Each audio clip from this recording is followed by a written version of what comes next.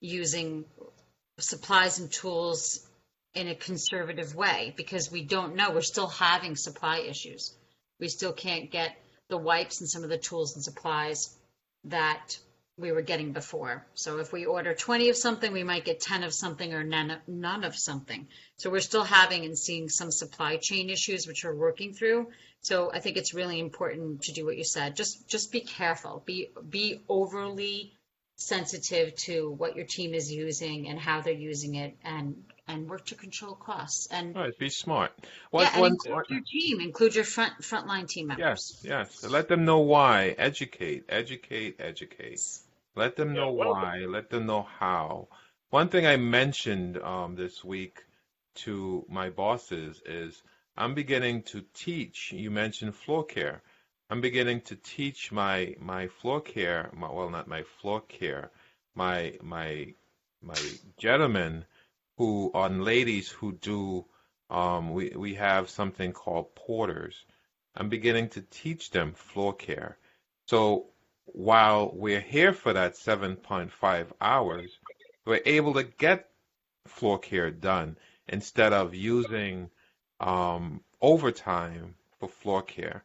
So there are times we're going to use overtime, and there are times we're going to need real intense floor care. But I think if you have a pretty good maintenance program, a pretty good set of guys who are consistent with the maintenance of our floor care, we will not be using too much overtime. yeah. I want to echo that because that's a great point, Dion. When you have a good program in place, you can eliminate a lot of the total stripping and refinishing of floors. That's vital. When all you have to do is follow the upkeep and to either burnish, scrub and burnish, or maybe do a top scrub and recoat. You save a lot of time, you save a lot of labor, and you save on your product. And surprisingly, in the middle of this, I still walk my facility, and I marvel at how much work we got done. We had some units where prior to the pandemic, we were constantly getting turned down because of our census and the throughput and the patient flow. And it's not a good time. It's not a good time. It's not a good time. And the floors look terrible. And then we would pull our HCAP scores, and you see them lower, and you'd get frustrated because you know that they probably a good portion of that's due to the way the floors look. But our census is down. Our volume is down. Liz mentioned it earlier that that's part of the reason why a lot of hospitals are dealing with financial challenges. But we got a lot of work done, and being able to maintain the basics now, to have the upkeep and to have the access to do it is going to pay off dividends in the long run. Maybe it's not going to be immediate savings, but you'll see it over time. And one thing I want to, that we're going to start looking at is because of the census downturn, because now we have units that aren't as congested, aren't as full, and as busy as they once were. Where can we stretch our staff? So, for example, we just reopened 3 of our pediatric units. And they're slowly getting patients back in, but they reconstituted and redesigned the flow of that unit, so they're going to be having less patients in order to help, keep them separated, so that way we're not, introducing cross-contamination and so forth. But, I looked at the census this morning, and the census was enough where we could schedule one housekeeper to float between the 3 units and clean the rooms that were occupied, whereas before we would need 3 housekeepers, 1 for each unit. So if we're going to have fluctuations like that, that's a good opportunity for us to look at our current staffing.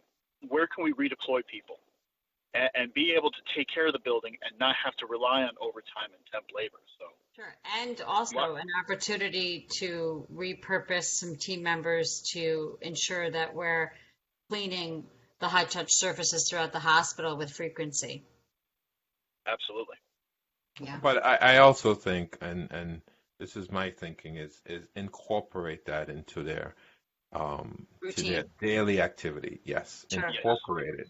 Make Absolutely. sure that you exit a room, you clean the room, you exit a room, you touch the surfaces right outside the room. I think a lot of I want to touch on the products again. You know, even with the floor care program, I know a lot of times that the products we were using creates more work for us also. Yes. So we're using products that help us more. You know, I think a couple of podcasts ago, we had Alex come by and talk about certain products and alternative products, and some of those products, not all of them, can be useful to many organizations. Absolutely. So, guys, thank you very much.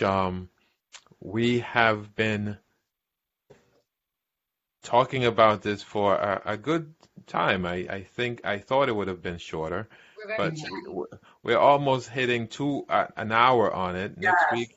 Next week we will talk about patient experience and how are we going to talk or get our patients to recognize us with mask on in these rooms. We will have a guest who is very good at patient experience. We call it PX, and he will guide us into ways of being more proficient on doing these things.